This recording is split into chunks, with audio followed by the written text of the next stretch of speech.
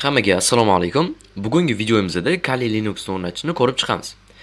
Undan oldin kanalga tashlangan barcha ma'lumotlarni, vazifalarni qilishingizni so'rayman. VirtualBoxni ochganimizdan keyin bu yerdan New degan joyi bor. O'shanga bosamiz yoki tepadan New bosamiz. Bu yerdan misol uchun Kali deb yozamiz. Bu yoqqa nom yoziladi va bu yog'iga Not selected degan joy bor. O'sha ISO image degan joyda va bu joydan tanlab qo'yamiz. Ya'ni bu nima? Siz boya Kali Linux o'rnatgan bo'lsangiz, shuni bunda tanlab qo'yasiz. Okay. Endi bu yerdan Linux tanlaymiz. Ubuntu emas, boshqa misol uchun ikkinchisiga o'tamiz. Ikkinchisida skip qo'yamiz bu joyni. Hop, bu joyda ozgina ko'tarib qo'yamiz. Taxminan bir 2,5 yo'q 3,5 qilsanglar yetadi. CPU-da 4 maslahat beraman. 4 yoki 5 qilib qo'yishni. Xo'p, bu nima? Bu siz mana shu kompyuteringiz kuchli bo'lsa, agar kompyuteringiz kuchli bo'lsa, mana shuni 4 yoki 5 lik qilib qo'ysangiz bo'ladi. Agar o'rtacha desangiz 3-4. Agar yo'q kuchsiz desa 2 qilib qo'ying, lekin hech qachon 1 ga qilib qo'ymang. Bu nima? Bu mana shu ishlash tezligida agar siz buni qancha pastga tushirib qo'ysangiz, shuncha qotadi. Shuning uchun 4 yoki 5 qo'yib qo'ysangiz bo'ladi. Xo'p. Bu joydan 8 GB turgan ekan. Okey, sal ko'tarib qo'yamiz. Bu ham kompyuteringizning hajmiga bog'liq. Qancha hajmi ko'p bo'lsa, shuncha ko'targaningiz yaxshiroq. Va finish va okay Kaliga kiramiz va startni bosamiz va ko'rishimiz mumkinki bizda mana ochiladi. Bu joyda nima qilamiz? Bu joyda ko'rishimiz mumkin bunaqa joylardan graphical install degan joy bor. O'shani tanlab turib enter bosamiz. Enter bosganimizdan keyin mana qora narsalar ochilib, zagruzka bo'ladi va bizga mana bunaqa ajoyib interfeys ochiladi. Bu joyda nima?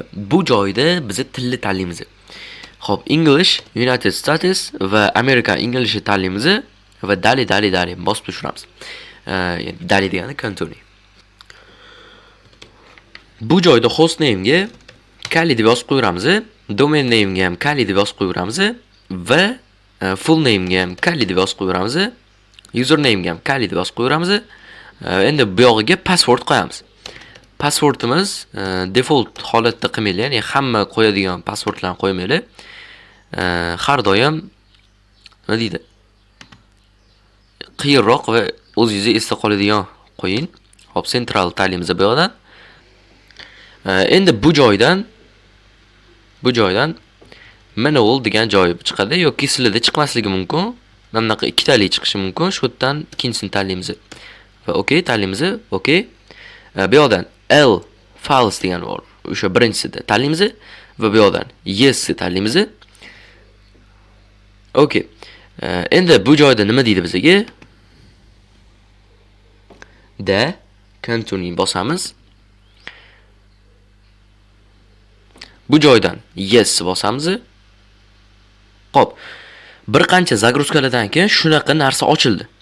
Bu joyda mana o'zi ptichkadan belgilab qo'ygan, bu joyga tegmaysizlar va continue bosasizlar va yana zagruzka bo'lishini kutasizlar. Yana trillion yil kutgandan keyin mana shunaqa narsa chiqadi. Bu joydan continue ni bosamiz yana. Va xudoga shukr, bu safar trillion yil kutmadik. Hop. Ko'rishimiz mumkinki mana bunaqa narsa chiqdi. Tabriklayman, siz uje Kali Linuxni o'rnatdingiz. Endi bu joydan birinchisini tanlaymiz va enter bosamiz. Bosganimizdan keyin yana bir ozgina zagruzkalar bo'ladi, juda ham ajoyib. Linux yaxshi-yu, faqat nima deydi? O'rnatayotganda zagruzkalari ko'p, lekin ishlatayotganingizda ancha-muncha Windowsga qaraganda zagruzkalari kamroq. Xo'p, ko'rishimiz mumkinki bu joyda biz username va passwordni kiritdi. Bizga boya Kali qilib tashladik hammasini.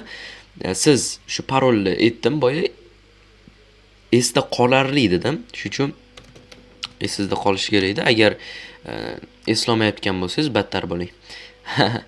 Xo'p, tabriklayman. mana yangi bitta Kali Linux ochildi. Endi bemalol mana terminaliga o'tib, xohlagan ishingizni qilsangiz bo'ladi. Hazillashdan xohlagan ishingizni qilib yurmang.